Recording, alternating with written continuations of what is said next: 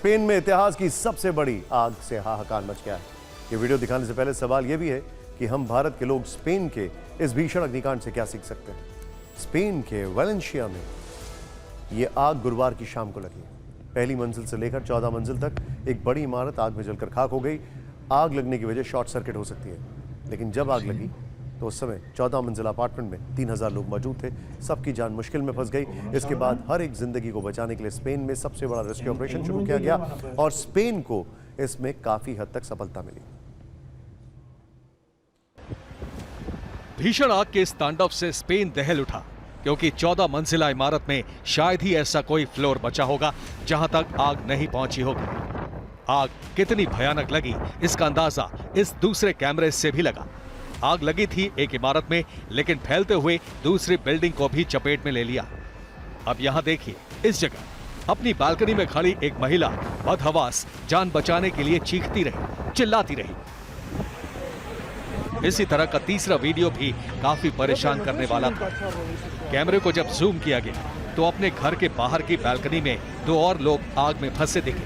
वो भी जान बचाने के लिए चिल्लाते रहे।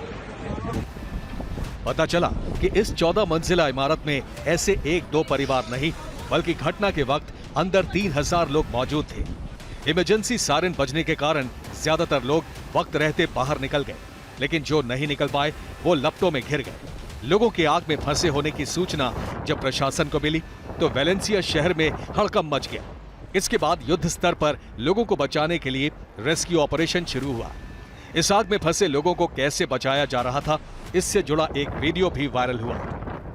ये देखिए, यहाँ जलती हुई इमारत के ठीक नीचे फायर फाइटर्स की टीम ने एक मोटा रबर का गद्दा बिछाया था। जो लोग ऊपर अपनी बालकनी में फंसे हुए थे, उनमें से कई लोगों ने नीचे इस गद्दे पर छलांग लगा दी। कई फीट ऊपर से गिरने के बाद भी वो सही सलामत थे। हालांकि ऐसा भी नहीं था कि जानमाल का नुकसान नहीं हुआ। अब तक की जानकारी के मुताबिक इस आग की चपेट में आकर 4 लोगों ने अपनी जान गंवाई है। करीब 20 लोग लापता हैं। हालांकि जितनी संख्या में लोग यहां फंसे थे, उससे तुलना करें तो अभी तक नुकसान बहुत कम हुआ है। यह आग स्पेन के इतिहास की सबसे भीषण आगजनी में से एक है। हताहत हुए लोगों को दूसरी जगह भेजा गया। आग में झुलसे लोगों का इलाज जारी है।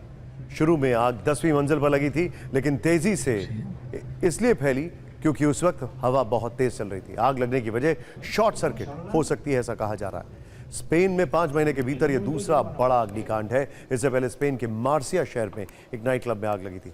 13 लोगों की मौत हो गई थी, लेकिन इस बार हालात पहले से ज्यादा काबू में थे।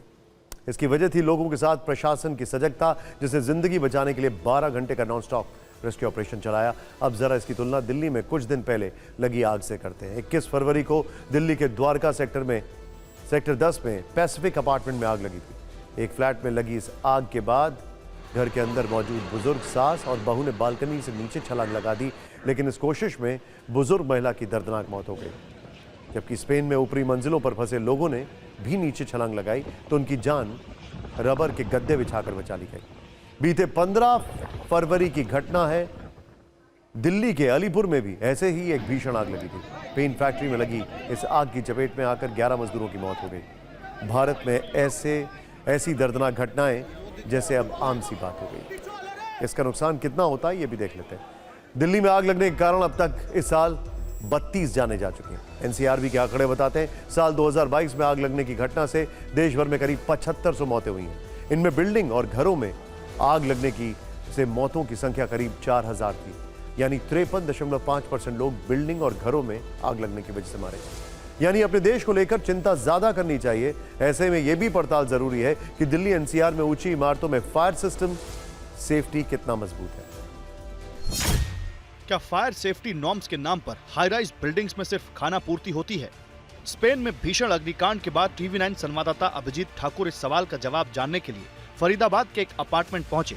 यहाँ RWA अध्यक्ष नरेंद्र कौल से बात की। इस वक्त मैं फरीदाबाद के एक हाई राइज बिल्डिंग के सामने मौजूद हूँ। आप देख सकते हैं कि यहाँ पर सैकड़ों की संख्या में फ्लैट्स हैं और हाई राइज अपार्टमेंट है पूरा का पूरा। और इस अपार्टमेंट के RWA के जो प्रेसिडेंट हैं वो हमारे साथ हैं बातचीत करने के लिए। सर, सबसे पहले अपना नाम परिचय बताएं। हाँ, मेरा नाम है नरेंद्र कौल जी। नरेंद्र कौल जी, कितना पुराना अपार्टमेंट है ये? ये करीब 2005 से है। 2005 से है। जिस तरह से आग की घटनाएं बढ़ रही हैं लगातार, तो आपके यहाँ क्या फायर सिस्टम लगा हुआ है? हाँ बिल्कुल लगा है। बातचीत में पता चला कि यहाँ हर 3 महीने में फायर सिस्टम की जांच होती है।